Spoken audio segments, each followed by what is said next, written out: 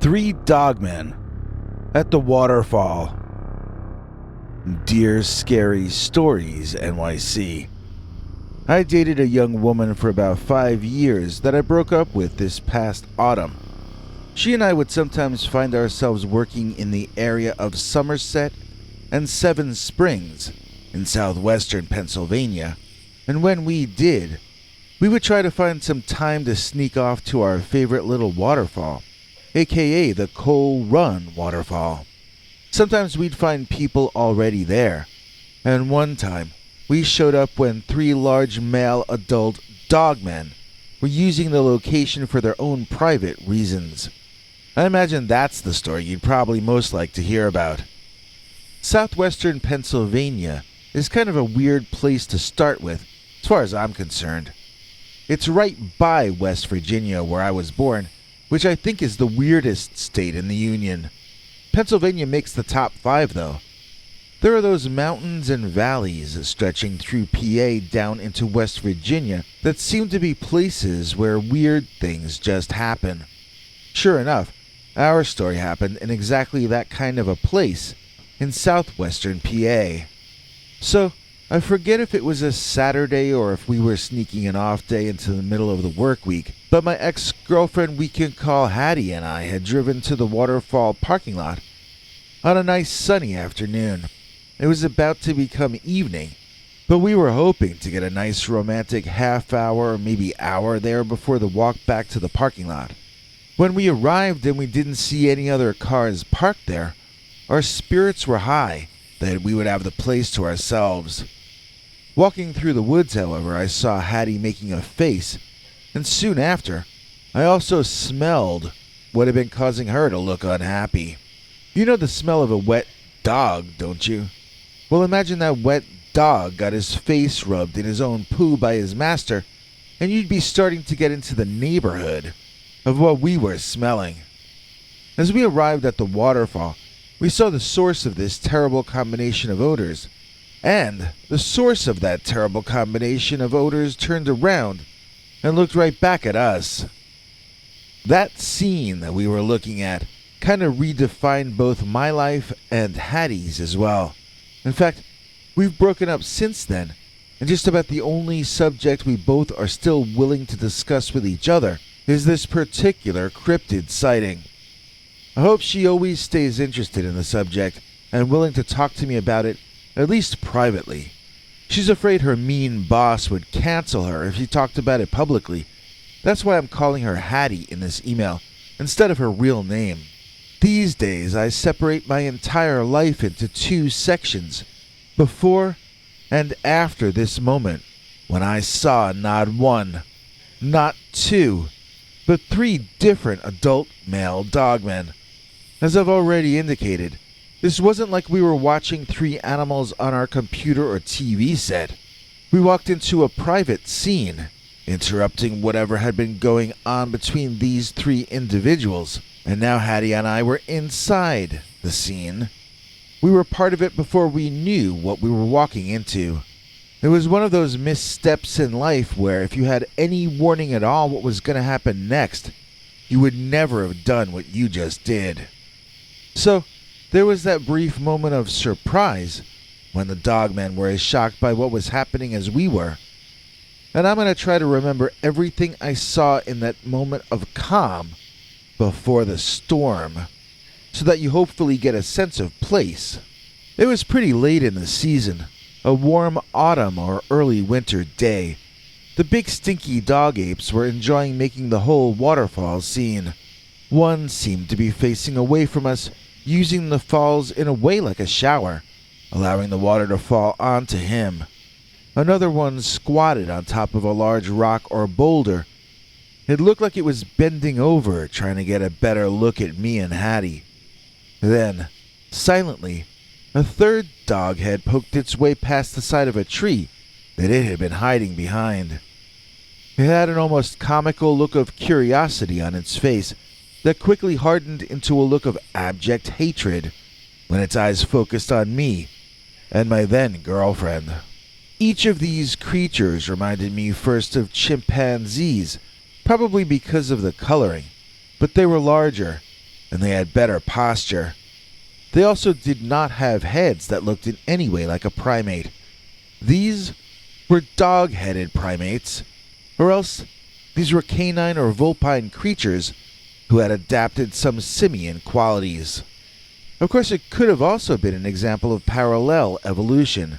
Maybe these weren't dogs, weren't apes, weren't human, but were instead something like marsupials, who had evolved to have a mix of traits from human, canine, or who knows what else.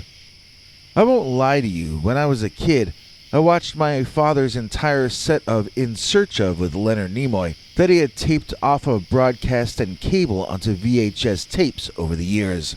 I had always dreamed of having my moment when I would finally see Bigfoot, or a space alien, and I could finally be certain that this or that was really true, and not just something made up by the Weekly World News. I was in a sense of awe that I had finally come across actual living cryptids in front of my eyes. They were not Bigfoot, as I had always hoped, but they were dog-headed werewolf men, and that was awesome enough to bring tears to my eyes. I was literally thinking, this is an all-time great moment, when all of a sudden, all three dog-headed monkey men started snarling and baring their extremely large, meat-eating teeth. Their eyes had long since gone from curious to incensed and enraged, and I felt Hattie pulling me backward by the back of my clothing. We moonwalked out of there, keeping our eye on the three creatures without making direct eye contact with any of them. I saw the one who had been showering cut away into the woods and out of our sight. It looked to me like he was going to be circling around to intercept us, and I was no longer feeling a sense of awe. I was feeling a sense that we might not make it back to the car that we had driven there in. The walk from the empty parking lot to the waterfall felt like it took 30 seconds to a minute. On our retreat, however, it felt like the sky had gone deep and dark, the temperature had dropped 25 degrees, and that there were noises we couldn't explain in the woods all around us. I felt like I was living through a feature-length movie as we attempted to get back to the parking lot, although nothing ever happened in this movie. Each step was terrifying, as we didn't know what might jump out of the bushes, and we didn't know if we might be walking into a trap. Canines are natural herding animals. Maybe we were heading exactly where they wanted us to go. I was never so unsure of what I was doing before in my life. When we saw the car, we both broke into an open run. Once inside, my hands shook violently as I took a few tries to fit the key into the ignition and get the motor started. As we drove away, one of the Dogmen walked out of the woods just far enough that we could see him. It felt like he was saying, "You're only getting away because we're letting you get away. Come back again, and you might not be so lucky."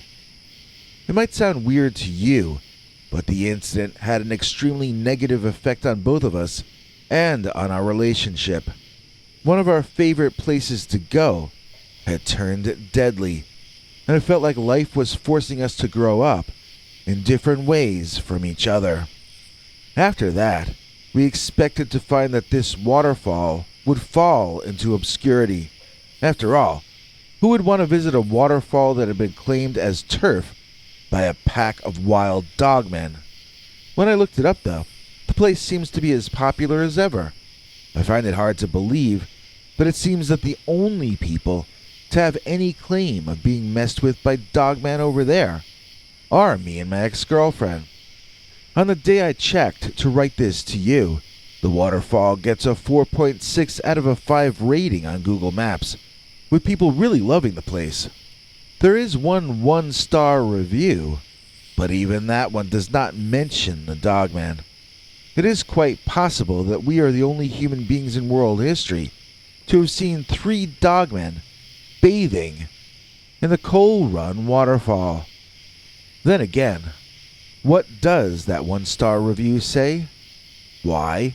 It says the place is, and I quote, stinky.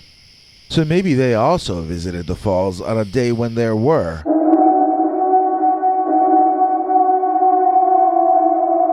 Three Dogmen at the Waterfall.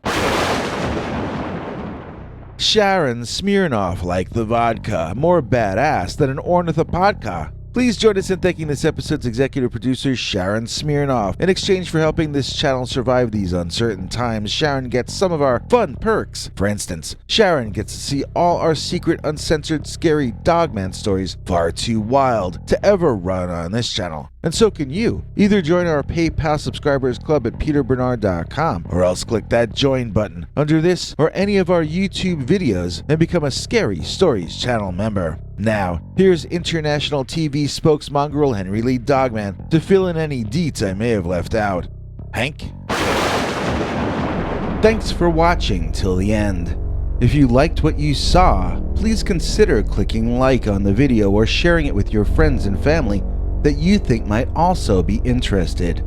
If you would like to see more of our work, please consider subscribing and hitting that bell icon next to the subscribe button so that YouTube will alert you when we put out a new video. To become a channel member and gain access to our special perks, you can click that join link under each of our videos. Another option is to join our PayPal subscribers club at peterbernard.com. You can join for as little as 99 cents on YouTube or $1.50 at peterbernard.com, and that gains you access to our weekly secret uncensored episodes.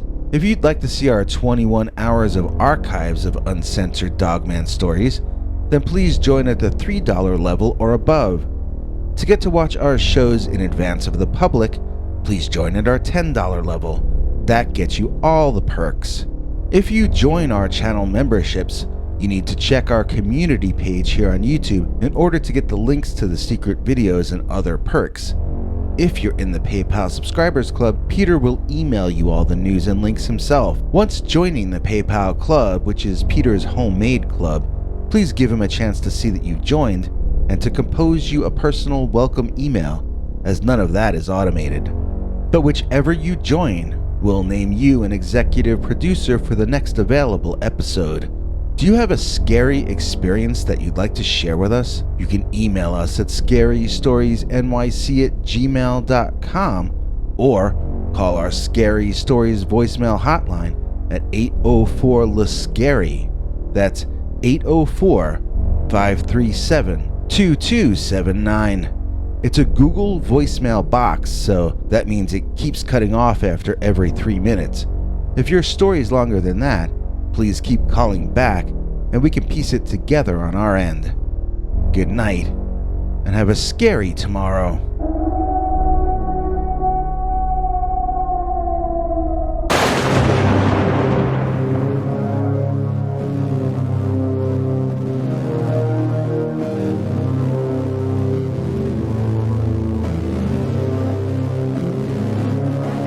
Come back for more scary stories.